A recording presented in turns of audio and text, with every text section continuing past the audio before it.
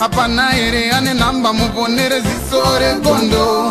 Apana ere ane namba muponere zisore gondo. Pane masele bagabuda offside nezuro. Pane masele bagabuda offside nezuro. Eti noi now. Peshona kwete chindau. Zichiverengwa naye wenyu skimba nofumura noitama. Team yangu ndi muita si ikazotsoka zvakare zvikupisa na skimbo ayo vakazvikupisa chope team yangu pasata pinda pa zvikupisa vanasi kama kuba pa subscribe so that amusare pana vese zvichitika zvikupisa pasere gondo TV anditi ya ndakati ni namo yakaipa namo inoita kuti usazvione kuti une namo iwe unenge uine nhamo uine urombe unogona kusazviona kuti uri rombe especially kana wakakomberedzwa nemarombe ukakomberedzwa nemarombe ukaita chimwe chinhu chakakura kudarika level yemarombe akakukomberedza unotanga kutonzi mudhara takazviona tichikura taiona ngoro dzakanyorwa kunzi kupfuma ishungu ngoro yemombe kwaitive kupfuma muruzevha munaitotenga pendi kuti ndakapfuma pendi aimunyore kuti ndakashingirira kuti ndipfume ndikatenga ngoro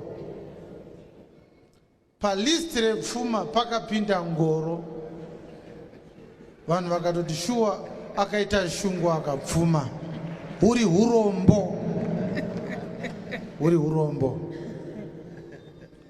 saka urombe neurombo zvakasiyana urombo hunoreva kushayiwa pfuma asi pfuma iri mumipanda yakasiyana siyana unogona kuve murombo pamweya uine mari asi pamweya uri murombo you can be poor in the spirit you have money in the flesh but spiritually you are poor then there is knowledge poverty where you are in empty head and then there is poverty in financial terms you have no money you are broke but being a vagrant or a vagabond rombe neshona rombe unogona kutonge uri rombe iwe uine mari musiyano wemurombo nerombe uri pazvinhu zviviri murombo munhu asina mari rombe munhu asingazive zvinhu zvakakosha when your value system is skewed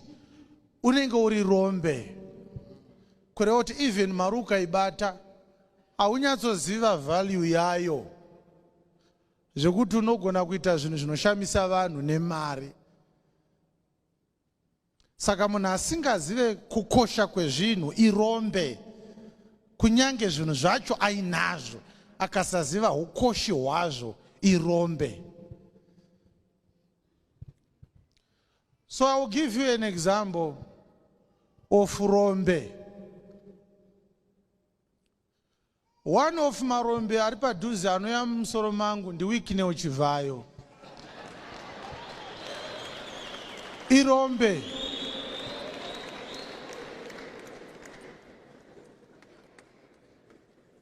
Is a typical example of a person in whose hands is money which he doesn't know its value. But of course that money is not his. He has no business that can give him money to buy cars for everyone. But I will give you an example of why I said he's a vagabond. Think about what he could do with just $2 million if he had decided to build a hospital just for a local district, say in Glenview or in Chitungwiza. You buy a car worth 200,000 for a person who has nowhere to stay, who is a tenant in a flat. Notengera munhu asina pekugara motikari 150,000. Munhu iyeye oto kuti maita basa, otobuda nemota achidriver.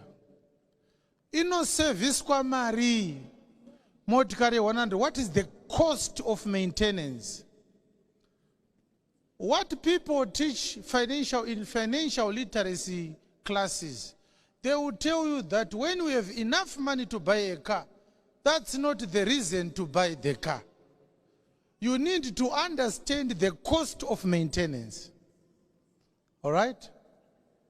The cost of maintenance will tell you, I can't afford this car, even when the money is in your hands to buy it. But can you buy a new set of tires without borrowing from the bank? How can you put used tires on a brand new car?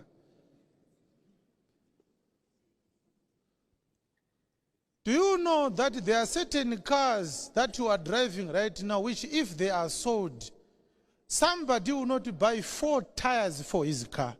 Kune muna ane motikari izvezvi yekuti katengeswa haitenge matai emwe motikari pasina marimu, matai chete.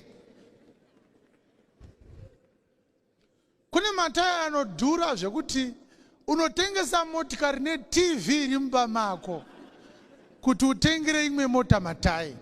Matai chete. Kwete engine matai, ariko matai akadaro. You understand?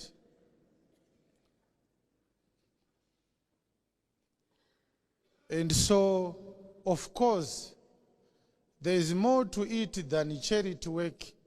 People who are receiving those cars, they are betraying their own souls. They will realize it later. They are selling their souls to the devil by receiving those cars. But I will tell you another example of Rombe. We are seeing people who looked like very respectable people in the society recording themselves on social media and asking him for a donation of a car. My advice to women is that if the man who begged a car from Wickinel is your husband, you are a widow.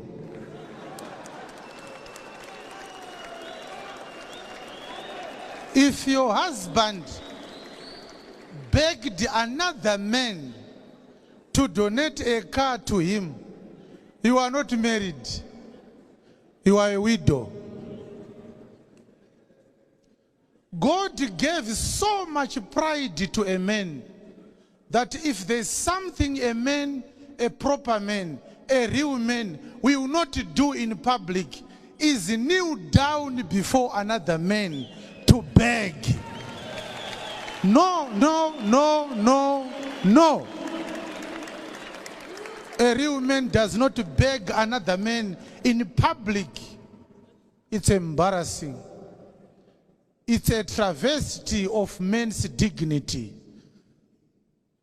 It's a reproach to the caliber of people that we have in our society. Our men, our fathers, vairara nenzara nemadzimai avo mudzimba.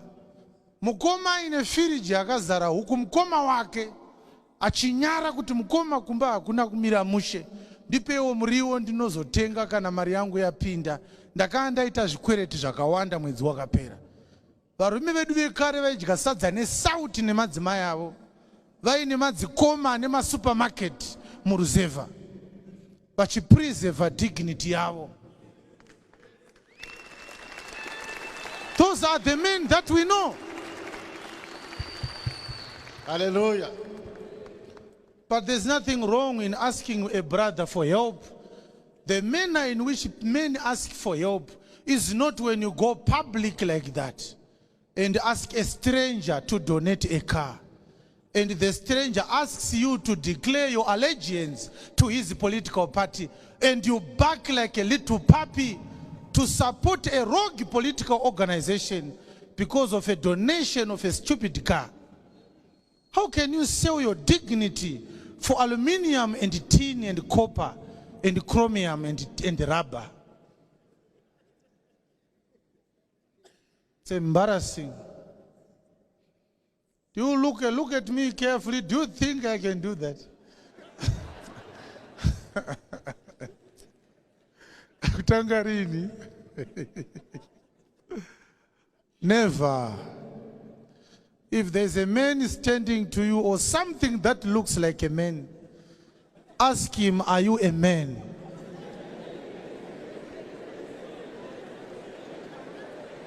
Ask him, are you a man? Are you a man? Are you a man?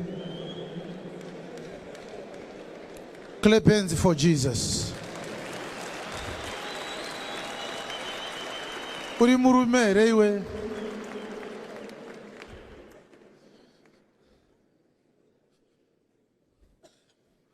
Munhu waifanirwa kubatsira neadvice semwana wakupfugama uchimuti vanhingi nekuti ane mari yenyika yaari kushandisa inofanirwa kuvaka zvipatara ndo yaakutengera mamusicians motokari. Imari yenyika iyayi, haisi mari yemunhu iya, imari yenyika iyayi. Isu tinozviziva tiri vanhu vaMwari, tiri vanhu vemweya, tinozvitaura kana kutopinda mukoti tozvitaura. Imari yenyika iyayi. A man does not do that, my dear. It's embarrassing. Ndatini kana murume wako akakumbira mota uri chirikadzi kutaura kunoku. Advice andikatokupa kudzokera kumba kwamai vako ozororwa nemurume chaiye anonzwawo kuti aiwa ndiri murume ndinogona kunge ndichigara mukazumbu kangu but ndodada nako kazumbu ikako ndakavaka ndega nesimba rangu. Handipfugamire mumwe murume ini. Kana ndikagara mutangwena but ndeyangu tangwena iyoyo. Kana ndikadhiraivha chigetekete ndechangu chigetekete ichocho. Ndakatenga ndega nemari yangu ndozvishandira. Handipfugamiswe nevamwe varume ini. I am a man in my own right. My wife is happy with what I can provide her. My children are happy with what I can provide them. No man under the sun who humiliate me like that. Not even for $1 million.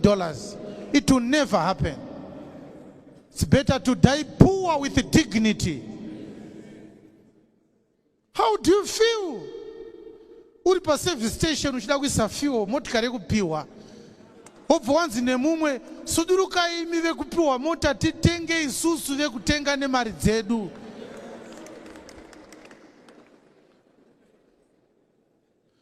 Saka izve zvamai vako vakakuti makorokoto ndei makorokoto acho. Funzari paside pako kuti makorokoto anenge ari ei. Timika makapinda makabuda nenyika. Zvakaboka mazuva ano makangozopiwawo. Iwewe. Ingoti funzari paside pako wake ita mushe. Taiwa wake osadaro. Aikorodaro. Tonyadzisa. Apana ere ane namba muponere zisore gondo. Apana ere ane namba muponere zisore gondo. Pane masele bagabuda offside nezuro. Pane masele bagabuda offside nezuro. Eti noi now. Peshona kwete chindau. Richiverengwa naye wenyu skimba no fumura.